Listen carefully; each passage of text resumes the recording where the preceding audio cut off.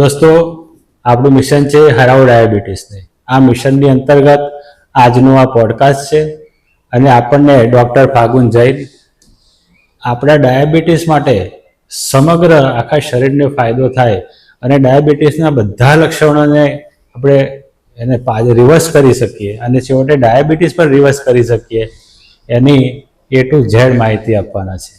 Madam Ahmedabad kidney હોસ્પિટલમાં lecturer પણ છે, ડૉક્ટર છે. એની સાથે સાથે મેડમે નેશનલ લેવલે અને ઇન્ટરનેશનલ લેવલે રિસર્ચ પેપરો પ્રસ્તુત કરેલા છે. એના સિવાય મેડમ યોગમાં નેશનલ લેવલે ગોલ્ડ મેડલિસ્ટ છે અને છેલ્લા 10 વર્ષથી એમનું યોગ, ફિઝિયોથેરાપી વગેરે ક્ષેત્રોની અંદર રિસર્ચ અને માસ્ટરી લેવલનું કામ ચાલુ છે. ડૉક્ટર, અમને એ બતાવો કે એકવાર ડાયાબિટીસ થાય છે આપણને તો એની શરીર ઉપર કઈ કઈ અસરો પડે? ડાયાબિટીક થાય છે એમાં બ્લડમાં તો ગ્લુકોઝ વધે જ છે. એની સાથે સાથે એ સિવાય બોડીની બીજી ઘણી સિસ્ટમ જેમ કે બ્રેઇન અફેક્ટ થાય છે, હૃદય અફેક્ટ થાય છે, નર્વ્સ એટલે આપણે કે નસો જે ચેતાતંતુ કહે છે એ ચેતાઓ અફેક્ટ થાય છે. એમની સાથે સાથે તમારા મસલ અને જોઈન્ટ બી અફેક્ટ થાય છે. તો એવું નથી કે ખાલી નસ એટલે બ્લડમાં જ ગ્લુકોઝ નથી મળતું, પણ એને કારણે શરીરની બહુ બધી સિસ્ટમ એની સાથે અફેક્ટેડ થાય છે. તમે કહ્યું કે આપણી આખા સમગ્ર શરીર ઉપર અસર થાય તો આપણે એ અસરોને દવા સિવાય કઈ કઈ રીતે બીજી રીતે કંટ્રોલ કરી શકીએ?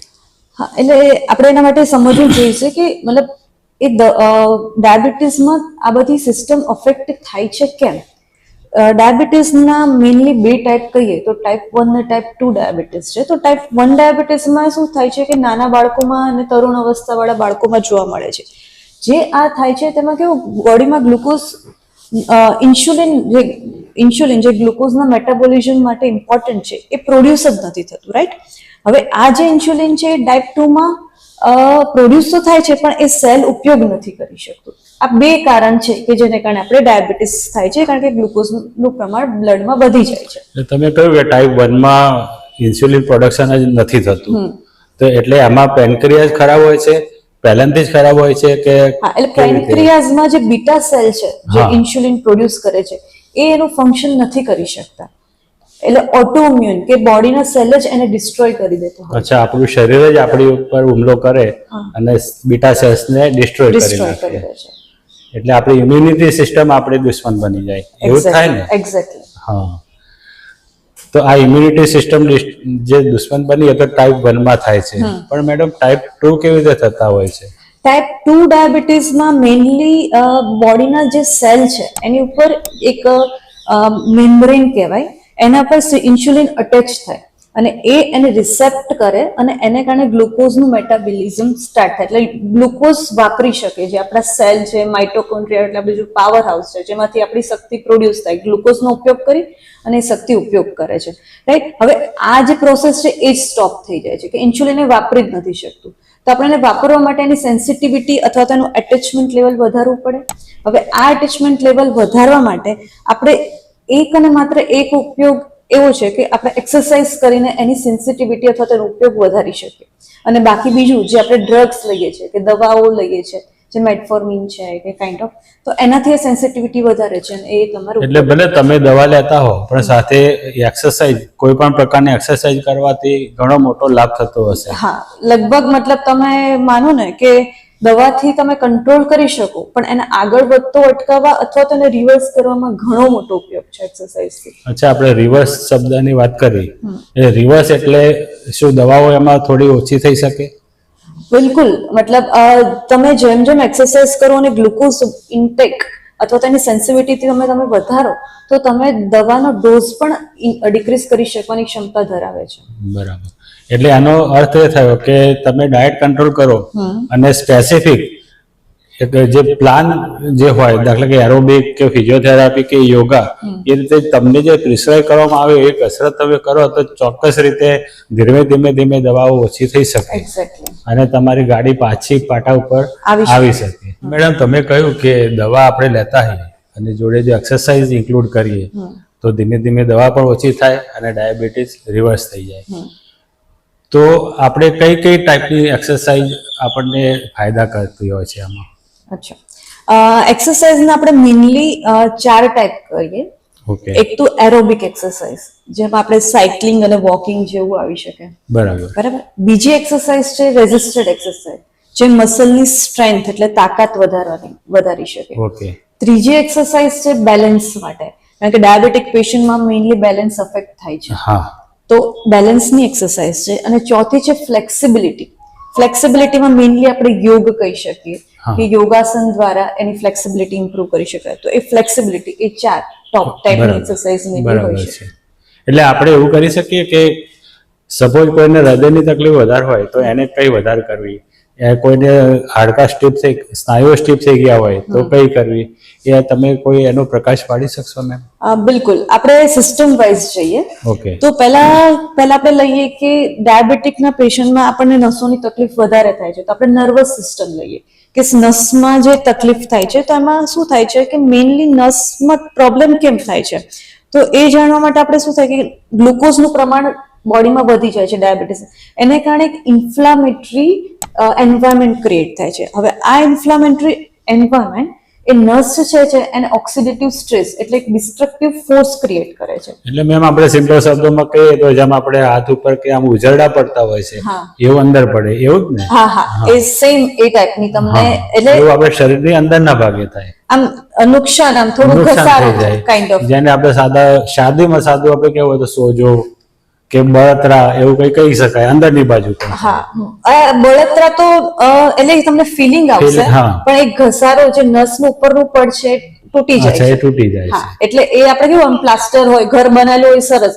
પણ એમાં થોડીક આમ થડકાર લાગે એટલે એનું ઉપર પ્લાસ્ટર તૂટી જાય. હા, કાઇન્ડ ઓફ એવું નસની ઉપરનું જે આવરણ છે, જે આપણને એમાં પહેલું સંદેશા પ્રોટેક્ટિવ આવરણ હોય, હા, ચેતા ઉપરનું પહેલું પ્રોટેક્ટિવ આવરણ તૂટી જાય, તૂટી જાય છે. એટલે આપણા સંદેશાઓ બધા જે મગજમાંથી આવે હા. એ બરાબર પહોંચે નહીં છેક સુધી. અને અલગ ટાઈપના સંદેશા, જેમ કે બળતરા તમને ફીલ થાય, હા. તમને એવું ખબર જ ના પડે કે તમે ચાલો તો તમારા પગમાં ફિલિંગ શું થાય.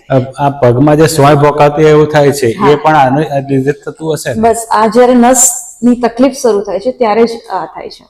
અને એમાં બી માઇલ્ડ, મોડરેટ અને સિવિયર હોય છે.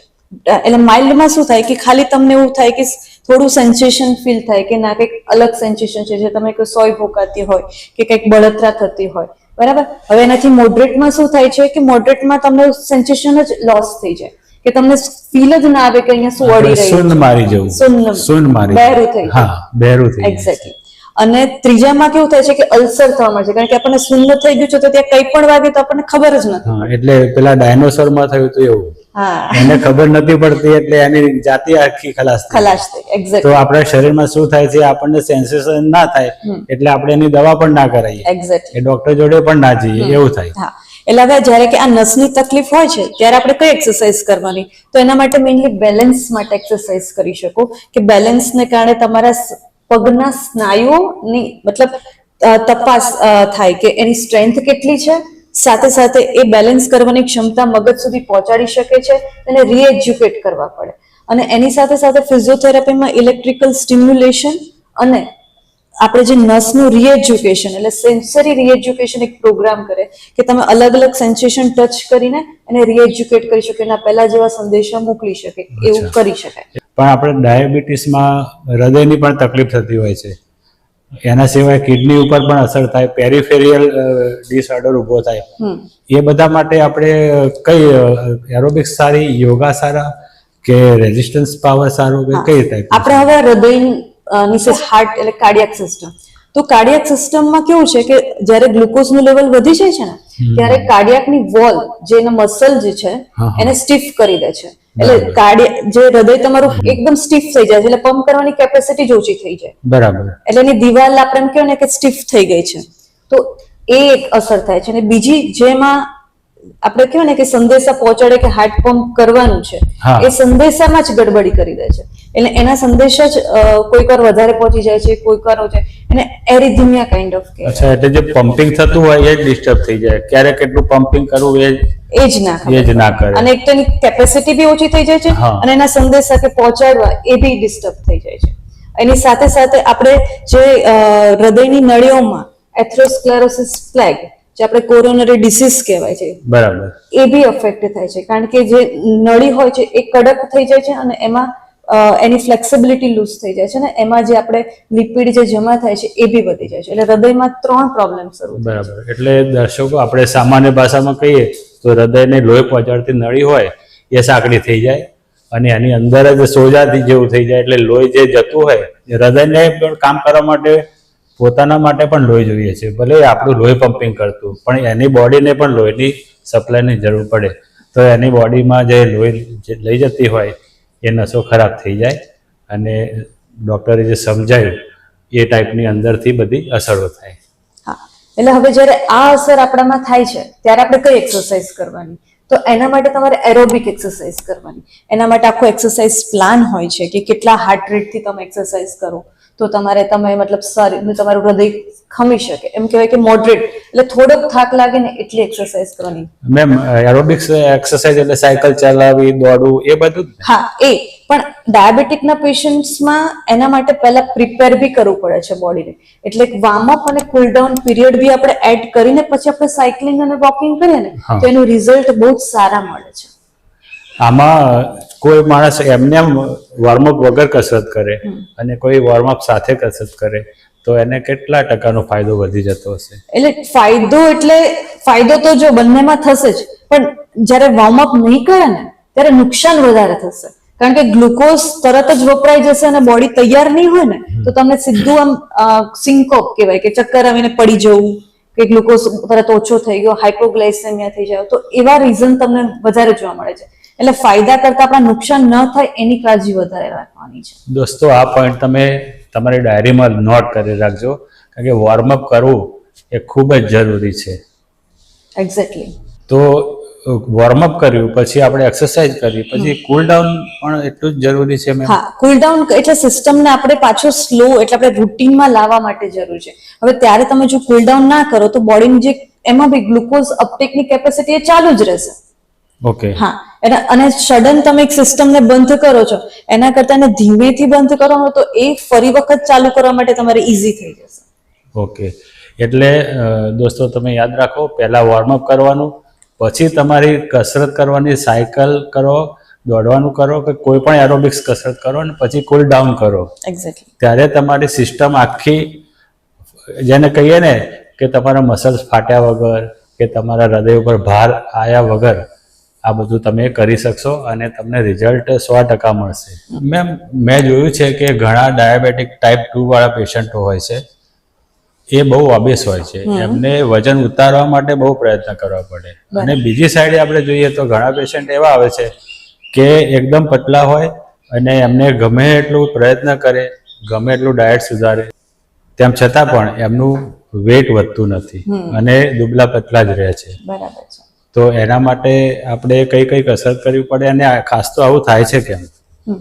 હવે આપણે જે રીતે કીધું ને કે 2 ટાઈપનું ડાયાબિટીક છે, બરાબર? એટલે ઇન્સ્યુલિન રેઝિસ્ટન્સ એવો વર્ડ તમે મતલબ સાંભળ્યો હોય, બરાબર? હવે જ્યારે આવા પેશન્ટ્સ ગ્લુકોઝ લઈ જ નથી શકતા અને ઘણા પેશન્ટ કે જેમના સેલ ગ્લુકોઝ લઈ નથી શકતા, તો શું થાય છે, બોડી પોતે જ પોતાનામાં જે સ્ટોર ફેટ છે, જે ચરબી છે, એ ધીમે ધીમે ઓગાળવા માંડે છે. હવે આ જે ઓગાળેલી ચરબી છે એ તો યુઝ થઈ જ જાય છે, સાથે સાથે સ્નાયુઓમાં જે પ્રોટીન હોય છે ને એ બી પોતે સાથે ઓગળવા માંડે છે. એટલે આપણને જે પતલા લોકો મળે છે ને ડાયાબિટીસ સાથે, એનું રીઝન છે. એટલે આ જે ચરબી અને શરીરમાં જે ધોવાણ કહી શકો તમે, ચરબી અને પ્રોટીનના કારણે, એના કારણે શરીર પતલું જોવા મળે છે. અને અડધા પેશન્ટ જે મોટા હોય છે, જે જાડા હોય છે, કે જેમાં ઇન્સ્યુલિન લેવાતો જ નથી અને એમના ચરબીનું થર જમા થતું રહે છે. તો આ બંને માટે અલગ અલગ એક્સરસાઇઝ હોય છે? હા, એટલે આપણો એક્સરસાઇઝ કરવાનો, હું તમને કહું ને કે મેઇન રોલ આપણો એક્સરસાઇઝ કરવાનો છે કે મેટાબોલિઝમને બેલેન્સ કરવાનો. બરાબર. એટલે એવું જરૂરી નથી કે આપણે પતલા થવું છે કે જાડા થવું છે કે ચરબી ઓગાળવી છે કે નહીં, પણ તમારું બોડીનું એન્વાયરમેન્ટ જે ગ્લુકોઝ લઈ શકે, કે આપણે ખાધેલો ખોરાક શરીરને લાગે એવું બનાવવાનો છે. દોસ્તો, મેટાબોલિઝમ મેડમે કહ્યું તો સિમ્પલ ભાષામાં આપણે કહીએ કે તમે જ્યારે કોઈ પણ ખાવાનું ખાઓ છો ત્યારે તમારા પાચન તંત્રની અંદર શુગર છૂટો પડે છે અને પછી તમારા બ્લડમાં ભળે છે.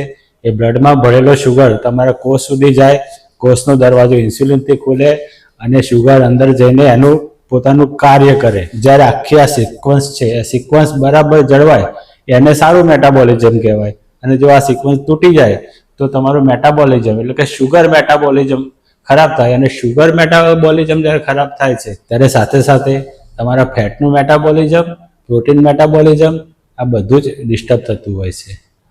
એટલે મેડમે આપણને ખૂબ જ અગત્યનો પોઈન્ટ અત્યારે બતાવ્યો છે. મેડમ, તો આ મેટાબોલિઝમ આપણું બગડી જાય છે, એક્સરસાઇઝથી આપણું મેટાબોલિઝમ સારું થઈ શકે છે. તો ખાસ કરીને જે પતલા લોકો થઈ ગયા છે, ડાયાબિટીસમાં એમનું વજન વધતું નથી, તો આપણે એમના માટે શું કરી શકીએ? આપણો એમ એવું ના રાખવો જોઈએ કે આપણું વજન વધે. આપણો એમ એ રાખવો જોઈએ કે આપણા મસલ બને. કારણ કે મસલ બનશે તો તમારી તાકાત બનશે. હવે આ જે મસલ, જે પ્રોટીન લોસ થાય છે એને કારણે છે ને ફેશિયન એવું ટાઈટ થઈ જાય. એટલે તમે જોજો કે ડાયાબિટીસ વાળા પેશન્ટને ઘણાને આવું પ્રાર્થના કરવી હોય ને તો હાથ જોઈન્ટ નહીં થઈ શકે. આમ કપડા પહેરવા હશે તો આમ જ એટલે આ વળી જ નહીં શકે. બરાબર. અને પછી કપડા પહેરવા હશે તો ખભા દુખશે. હા, એ એક સમસ્યા જોવા મળે છે. પછી બીજી આપણે એક સમસ્યા ગણીએ તો કેવું થાય છે કે આમ કોઈની આંગળી આમ વાળી હોય મુઠ્ઠી, પછી આમ ખોલો ને તો ખુલે જ નહીં. આ એક આંગળી વળેલી જ રહે અને ટ્રિગર ફિંગર બી કહેવાય. અને ઘણી વખત આપણે ઘૂંટી કહેવાય ને છે એન્કલ, એ બી એકદમ તૂટી જાય, આમ કે ડિસ્ટ્રોય થઈ ગયો હોય. તો આ બધા જે, કારણ કે આ બધા કેવું થાય છે, ગ્લુકોઝ બોડીમાં વધવાને કારણે એક ચિકાસયુક્ત પદાર્થ EGES કરીને બોડીમાં પ્રોડ્યુસ થાય છે અને એ તમારા ટેન્ડન અને લિગામેન્ટ એને કડક બનાવી દે છે. હવે ટેન્ડન, લિગામેન્ટ અને સ્નાયુ કડક થઈ જાય તો તમારી મૂવમેન્ટ અને જોઈન્ટ ફ્લેક્સિબિલિટી અફેક્ટ થઈ જાય છે. મેડમ, આપણે અહીંયા ટેન્ડન અને લિગામેન્ટ એમને સિમ્પલ ભાષામાં આપણે દર્શકોને સમજાવીએ. એટલે આપણે જે ટેન્ડન છે એ શું છે કે આ સ્નાયુ જ્યારે જોઈન્ટ સાથે એટેચ થાય છે ને, એ છેલ્લો પોર્શન એટલે સ્નાયુ એટેચ નથી થતો, એક પતલા પટ્ટી પ્રમાણે એન્ડમાં એટેચ થાય છે. તમે ઘૂંટીની પાછળ જોશો તો એકદમ પાતળું એક તમને એક લેયર ફીલ થશે. બરાબર. એ લેયર છે એ ટેન્ડન છે. ઓકે. અને લિગામેન્ટ શું છે કે એ જોઈન્ટને સ્ટેબિલાઇઝ રાખવા માટે એક સ્ક્રૂની ભૂમિકા ભજવે છે કે આજુબાજુ એ જોઈન્ટને હલવા નથી દેતો, એ ફિક્સ કરી દે છે. હા, એટલે દોસ્તો લિગામેન્ટ, સ્નાયુ અને ટેન્ડન આ ત્રણ અલગ અલગ વસ્તુઓ છે. અને જ્યારે ડાયાબિટીક પેશન્ટ હોય છે ત્યારે એ બધું સ્ટીફ થઈ જાય છે. એટલે હવે તમને એ જોઈન્ટ મૂવ કરવાની કેપેસિટી જ નથી રહેતી અને એના કારણે તમારી બધી જોઈન્ટ મૂવમેન્ટ છે એ બધું રિસ્ટ્રિક્ટ થાય છે. એટલે કોઈને કોઈ કસરત કરેલી ના હોય અને આ બધી તકલીફો થઈ ગઈ છે તો એ શરૂઆત કેવી રીતે કરી શકે? હા, એટલે જ્યારે બી આવી સ્ટીફનેસ આવે, જે મસ્ક્યુલોસ્કેલેટલ ડિસીઝ કહેવાય, આ જે ડાયાબિટીકને કારણે થયેલા, બરાબર. તો જ્યારે આવી સ્ટીફનેસ આવે છે ને ત્યારે આપણે ફ્લેક્સિબિલિટી પર જવું જોઈએ. ફ્લેક્સિબિલિટી એટલે આપણી જે સ્થિતિસ્થાપકતા છે આપણા સ્નાયુઓની, એ વધારવાની પ્રયત્ન કરવો જોઈએ. એના માટે યોગાસન સૌથી બેસ્ટ આસન છે. સ્ટ્રેચિંગ બી બહુ જ સારું ઇફેક્ટ કરે છે, પણ એની ડ્યુરેબિલિટી એટલે એ મેન્ટેન કરવાની કેપેસિટી થોડા સમય માટે થઈ જાય છે. આપણે રોજ કરવું પડે છે. જ્યારે આપણે યોગ કરીએ છીએ તો એ લાંબા સમય સુધી તમારી સ્થિતિસ્થાપકતાને મેન્ટેન કરે છે. દોસ્તો, આપણા પ્રાચીન જે આખી દુનિયામાં અત્યારે યોગનું મહત્વ છે અને આપણું પ્રાચીન જ્ઞાન છે એનું મહત્વ મેડમે સમજાવ્યું કે યોગ એ બીજી અત્યારની આધુનિક અસર કરતાં કેટલું સસ્ટેન અસર કરે છે, લાંબા ગાળાની અસરો કરે છે. તો મેડમ, એના માટે કોઈ આસનો સ્પેસિફિક હોય છે? એટલે સ્પેસિફિક કોઈ એક અંગને અસર કરતા આસનો આપેલા છે, પણ હું મારું જે અત્યાર સુધીનું જેટલું એક્સપિરિયન્સ છે એના પ્રમાણે હું કહું ને તો એવું નથી કે કોઈ પર્ટિક્યુલર આસન કરવાનું. પહેલા બોડીને લચીલું બનાવવાનું છે. એટલે આપણે જે અમુક ફ્લેક્સિબિલિટી જ્યાં સુધી ના આવે ત્યાં સુધી તમે કોઈ એક આસનમાં રહ્યો તો એની ઇફેક્ટ ના આવે. એટલે એના માટે શરીરને તૈયાર કરવા માટે પહેલા બધી બાજુથી ફ્લેક્સિબલ બનાવવાનું અને પછી જે આસન અંગને જરૂરી છે એ કરો તો એની ઇફેક્ટ વધી જશે. દોસ્તો, મેડમે આપણને સમજાવ્યું ને કે કોઈ એક ટાર્ગેટ કરીને એના માટે એક જ યોગાસન ના હોય, તો મેડમ એના માટે સ્પેશિયલ ઓનલાઈન સેશન રાખવાના છે અને એની લિંક આપણા ડિસ્ક્રિપ્શનમાં મળી જશે. તો તમે એ લિંક ઉપરથી, મેમ તમે વોટ્સએપ લિંક આપવાના છો ને? વોટ્સએપ લિંક મળશે મેડમની અને મેડમ ઓનલાઈન તમને આપણે કેટલા મહિના સુધી શીખવાડવાના છે? એટલે કોઈ બી આસન કે કોઈ બી એક્સરસાઇઝની ઇફેક્ટ મિનિમમ આપણે 6 વીકથી 8 વીક સુધી થઈ શકે. બરાબર. તો આપણે એટલું તો મિનિમમ રિક્વાયર્ડ છે. હા, તો મેડમ તમને અધૂરાથી નથી છોડવાના. 8 વીક જે અસર થાય એટલી તમને ઓનલાઈન કરાવશે અને તમારું ઇમ્પ્રુવમેન્ટ ચાલુ થઈ જશે. મેડમ તમને નોલેજ આપવાના છે. એમની વોટ્સએપની લિંક હું નીચે ડિસ્ક્રિપ્શનમાં મૂકી દઈશ, તો તમે જરૂરથી એમનું લાઈવ સેશન જોઈન કરજો. મેડમ, અત્યારે આપણે હાલ આ વિડીયોમાં એમને શોર્ટમાં શું આપણે કહી શકીએ કે કસરત ઘરથી કોઈને સામાન્ય શરૂઆત કરવી છે તો એ શું કરી શકે યોગાસનમાં? એટલે હું યોગાસન છે ને ઓબ્ઝર્વેશનમાં જ કરવા જોઈએ, કારણ કે તમે નોર્મલ કરતા બી થોડું ડાયાબિટીક છે એટલે તમને ડિસીઝ છે. તો ડિસીઝ જ્યારે તમારા બોડીમાં હોય, ધારો કે બેક પેન નેક પેન બી હોય તો બી મને ડિસીઝ બને છે, અને એ હોય ને ત્યારે કોઈ બી પ્રોફેશનલના અંડરમાં તમે યોગાસન કરો તો એ વધારે યોગ્ય છે. કારણ કે બોડીમાં થતા ચેન્જીસ તમને ખ્યાલ ના આવે, પણ અમને ખ્યાલ આવે તો અમે તમને અટકાવી શકીએ. હવે તમારે જો ઘરેથી એક્સરસાઇઝ સ્ટાર્ટ કરવી છે તો એના માટે સૌથી સારી છે કે 30 મિનિટ સુધી તમારે બેસો, પછી તરત જ ચાલવાનું. 5 મિનિટ ચાલો, 10 મિનિટ ચાલો. Walking is the best exercise. જ્યારે કંઈ આપણને નથી આવડતું તો ચાલવા માટે એ સૌથી ઇઝી અને તમે ગમે ત્યાં કરી શકો એવી એક્સરસાઇઝ છે.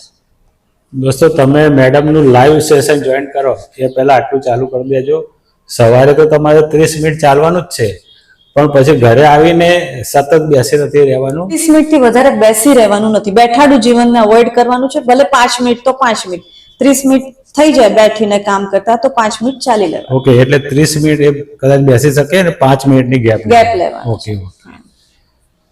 તો મેડમ, હવે આપણે તમે સેશનમાં તો બધું લાઈવ બતાવવાના જ છો, પણ આપણે એના સિવાય બીજું શું આપણે દર્શકોને કહેવું જોઈએ? દિપ્તેશભાઈ, આપણે એક્સરસાઇઝના તો ફાયદા છે જ, બરાબર, પણ સૌથી ઇમ્પોર્ટન્ટ વસ્તુ એ છે કે એક્સરસાઇઝ કરતા કઈ વસ્તુનું ધ્યાન રાખવું જોઈએ કે ક્યારે અટકવું જોઈએ. કારણ કે આપણે ડાયાબિટીસમાં જ્યારે ગ્લુકોઝ એક્સરસાઇઝ કરશો એટલે ગ્લુકોઝ વપરાવાનું સ્ટાર્ટ થઈ જશે, બરાબર. તો ક્યારે એક્સરસાઇઝ કરવી જોઈએ અને ક્યારે અટકાવવી જોઈએ. હવે તમારા બોડીમાં ગ્લુકોઝ લેવલ 90 થી 250 સુધીનું હોય ને તો તમે એક્સરસાઇઝ માટે એકદમ ફિટ છો.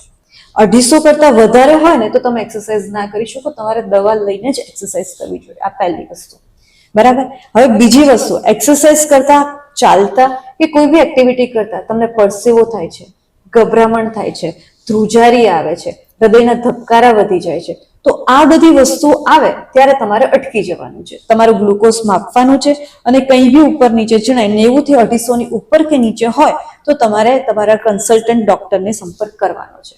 અને ત્રીજી વસ્તુ, તમે જ્યારે બી ચાલો છો કે કોઈ બી એક્ટિવિટી કરો છો ત્યારે મોડરેટ ઇન્ટેન્સિટી રાખવાની છે. મોડરેટ ઇન્ટેન્સિટી એટલે શું કે સમવોટ હાર્ડ, મતલબ તમે ઇઝીલી, એકદમ લાઇટ, તમને એવું લાગવું જોઈએ કે મેં એક્સરસાઇઝ નથી કરી પણ હું આરામથી આ વસ્તુ કરી શકું છું લાંબા સમય સુધી માટે.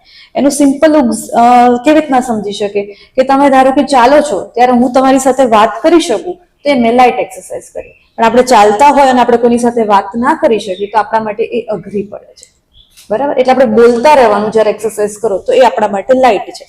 બસ આટલા મુદ્દાઓને ધ્યાનમાં રાખી શકો. જો તમે ગાઈ નહીં શકો, મતલબ ગીત નહીં ગાઈ શકો, પણ તમને સવાલ વાતચીત કરી શકાશે, એટલી ઇન્ટેન્સિટી રાખવાની છે. એટલે મેડમે આ જે કહ્યું એ તમે શરૂઆત જ કરતા હો, અત્યાર સુધી બેઠાડું જીવન હોય એના માટેનું કહ્યું. અને આમ મેમ કાર્ડિયોવાસ્ક્યુલર હેલ્થ માટે તો એવું કહેતા હોય છે ને કે થોડી હાફ ચડે ત્યાં સુધી તમે દોડો, પણ એ અનુભવી લોકો માટે છે, બરાબર ને? હા, એટલે તમે જ્યારે એક્સરસાઇઝ કરો, બરાબર, તમારા બોડીનું મેટાબોલિઝમ જે આપણે એન્વાયરમેન્ટ આપણે બેલેન્સ કરવાનું છે એ લાંબા સમય સુધી કોઈ બી બેલેન્સ થઈ જાય પછી તમારે હાઈ ઇન્ટેન્સિટીની એક્સરસાઇઝ કરી શકો. ડાયાબિટીક પેશન્ટમાં બી ના નથી, પણ ઓન ઓબ્ઝર્વેશન કરો એ વધારે યોગ્ય છે. બરાબર છે. મેડમ, ઘણા પેશન્ટોમાં એવી કોમેન્ટ આવે છે મારી ઉપર કે મગજમાં બધું આમ બ્રેન ફોગ આપણે કહીએ ને, ધૂંધળું થઈ જાય, મતિભ્રમ થઈ જાય, કશું યાદ ના રહે, એવું બધું થતું હોય છે. તો એના માટે આપણે શું કરી શકીએ? દિપ્તેશભાઈ, આપણે એક આ ટાઈપ 1 ને ટાઈપ 2 ડાયાબિટીસ તો આપણે સમજ્યા, બરાબર. હવે એક ટાઈપ 3 ડાયાબિટીસ કરીને બી એક નવું સંશોધન છે જેમાં શું થાય છે કે ડિમેન્શિયા થાય છે, કે આપણે બધું ભૂલી જઈએ. ડાયાબિટીસને કારણે અલ્ઝાઇમર થાય છે, બરાબર. તો આ શું છે કે જ્યારે ડાયાબિટીસ તમારી નસને અસર કરે છે ત્યારે મગજના સેલ્સને બી અસર કરે છે, અને એટલે અમુક સેલ અફેક્ટ થાય છે ને ત્યારે આપણને ધ્યાન નથી રહેતું, આપણને કામ કરવાની ઈચ્છા નથી થતું, આપણે આમ આળસુ થઈ જઈએ છે, મગજથી ઉત્સાહ ના રહે, બરાબર, કોન્સન્ટ્રેશન, કન્ફ્યુઝન લાગે અને બધું ભૂલી જવાનું. એવા એવા સિમ્ટમ્સ જોવા મળે છે. તો આવા સિમ્ટમ્સ માટે તમારે બ્રેઇન એક્સરસાઇઝ કરવી પડે, બરાબર? એટલે બ્રેઇન માટે તમારે અલગથી એક્સરસાઇઝ કરવી પડે. પણ એના માટે હું કહું ને તો એ આપણે જે ઋષિમુનિઓ જે યોગ આપ્યા છે ને એ ફિઝિકલ અને મેન્ટલ બંને છે. એટલે આવા પેશન્ટ્સમાં બી આ યોગનો બહુ જ સારો ઉપયોગ કરી અને આપણે એને હેલ્પ કરી શકીએ છીએ રિવર્સ કરવા માટે, કે એનું કોન્સન્ટ્રેશન વધારી શકાય. આપણા જે પ્રાણાયામ છે એ સીધા આપણા મગજના સેલ્સને અફેક્ટ કરે છે અને સ્ટિમ્યુલેટ કરે છે, તો એને બહુ જ સારી અસરો જોવા મળશે. મેડમ, એક રફ આપણે શરૂઆત કોઈને કરવી હોય, પ્રાણાયામ કરે ન હોય કોઈએ, અને શરૂઆત ઘરે જાતે કરવી હોય તો કેવી રીતે કરવું જોઈએ? એના માટે છે ને સૌથી સારો અને ઇઝી પ્રાણાયામ છે ઓમકાર પ્રાણાયામ. ઓમકાર પ્રાણાયામ એટલો સાયન્ટિફિક અને મિકેનિકલી એકદમ મંજેલો કહેવાય ને એવો પ્રાણાયામ છે. એમાં શું કરવાનું છે કે શ્વાસ ઊંડો લેવાનો છે, જેટલો તમે ઊંડો શ્વાસ લઈ શકો, અને શ્વાસ બહાર કાઢતા કાઢતા ઓમ, એ જેટલું લાંબુ તમે બોલી શકો એટલું બોલવાનું છે. ઓમ. જ્યારે એવું બોલશો ને ત્યારે તમારા પેટમાંથી બધી હવા બહાર નીકળતી એવું ફીલ થશે, અને એ તમારા છાતી સુધી, તમારા અહીંયા ગળા સુધી એના વાઇબ્રેશન ફીલ થશે, અને એક મગજ સુધી. બસ આ જે ઓમકાર પ્રાણાયામ છે ને એ તમારા બ્રેનને બી સ્ટિમ્યુલેટ કરશે, તમારા હૃદયને બી સ્ટિમ્યુલેટ કરશે, અને તમારા ફેફસાને બી સ્ટિમ્યુલેટ કરે છે. એટલે સૌથી બેસ્ટ છે. દોસ્તો જુઓ, ઓમમાં કેટલી તાકાત છે. ઓમ તમે બોલશો એટલે ભગવાનનું નામે આવી જશે, અને તમારી પ્રાણ શક્તિ મગજ તરફ જશે, અને એ રીતે તમારું મગજ સ્ટિમ્યુલેટ થશે.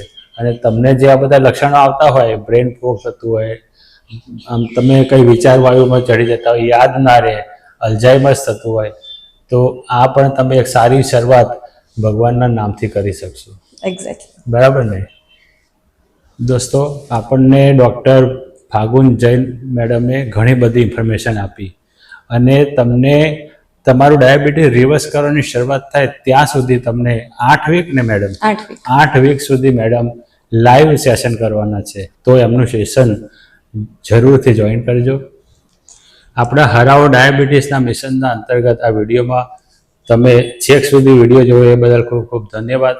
ચેનલને સબસ્ક્રાઈબ કરવાનું ભૂલતા નહીં. આ વિડીયોને લાઈક કરજો, અને મેડમના અતિશય જે ઉપયોગી સૂચનો છે એને દરેક લોકો સુધી પહોંચાડવા માટે આ વિડીયોને મેક્ઝિમમ તમારા સોશિયલ મીડિયા પર શેર કરજો, અને એક સરસ મજાની કોમેન્ટ કરજો, અને કોમેન્ટમાં તમે જણાવજો કે આ વિડીયો તમને કેવો લાગ્યો, અને તમને કયા કયા પ્રોબ્લેમો છે જે આપણે ડૉક્ટર ફાગુન જૈન પાસેથી બીજા એના ઉત્તરો મેળવી શકીએ.